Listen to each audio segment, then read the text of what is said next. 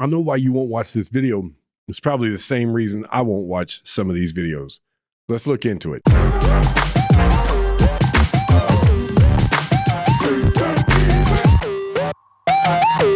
I'm Zach. This is The Average Christian. It's just a project about how to live the everyday Christian life. So we're looking at truth through practical means. How do I put this into action? Because Christianity is not just a Sunday morning, Sunday night, Wednesday night thing. It's an everyday, all day thing. And so we're trying to explore that and also dispel and debunk some of the myths out there about Christianity so that those who are watching who aren't followers of God might get a better idea of what this is really about. Welcome. If you're listening to us on podcasts, we ask you to subscribe, to rate and review this content so that we can have that feedback so it also gets the word out to other people. If you're on YouTube watching, we welcome you. If you haven't already, subscribe, like the video if it helps you out as well. Hit the notification bell so that you can keep up with new content that's coming out. And we try to do that every Thursday, at least once a week. And leave a comment, give us some feedback, or give us ideas about content that you'd like to hear as well. Now, let's go to one passage, Romans chapter 1 and verse 28. And I'll tell you why you don't want to watch this video. Probably some of the same reasons I don't want to watch some of the YouTube content that's out there, because I'm not entertained. Yeah, I got the same problem. So I'm not going to sit here and look at you and talk to you like if you're not watching all of the Average Christian videos, no, not at all. There, and I can be dry as dust too, but there's a reason why we go towards some of the humor that we go toward or some of the action or whatever it is, because we want to be entertained, and we are to some degree entertaining ourselves to death.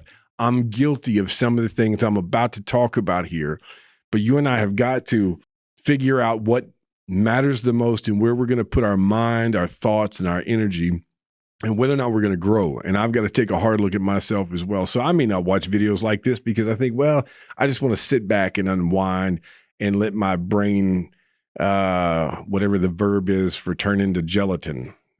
That's what most of us are doing on YouTube, is we're, wasting our brainwaves to some degree. When you go to Romans chapter 1, it's interesting too, because another thing that comes up in this is our entertainment choices. We often say things, you hear Christians say things like this. Well, I would recommend this movie because it doesn't have the two things, right? It doesn't have cussing or it doesn't have nudity.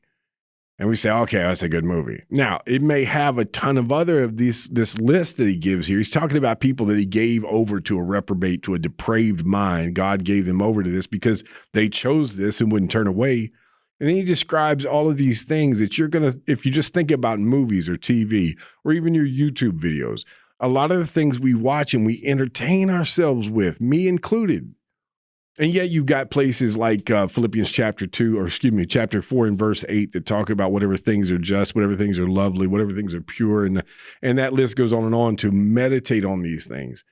They say, wow, I don't know if my playlist fits into that in my music categories or in my in the movies or the TV I watch. Now, watch the list that he gives here. It's not exhaustive, but it covers a lot of ground. In verse 28, since they did not see fit to acknowledge God and gave them up to a debased mind to do what ought not to be done, they were filled with all manner of unrighteousness. Here we go.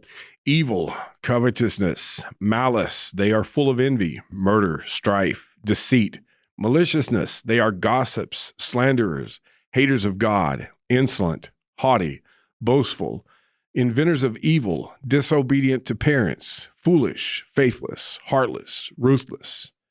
Think about it for a second. How many videos, shows, movies, songs have you listened to that glorify at least something in this list, and usually multiple? They may not have the two, right? It may not have the cussing or the nudity or the sex or what have you, but it's got all this other stuff. It's got plenty of murder. It's got plenty of disobedience to parents or gossip or all these other things. We're like, those aren't as bad though.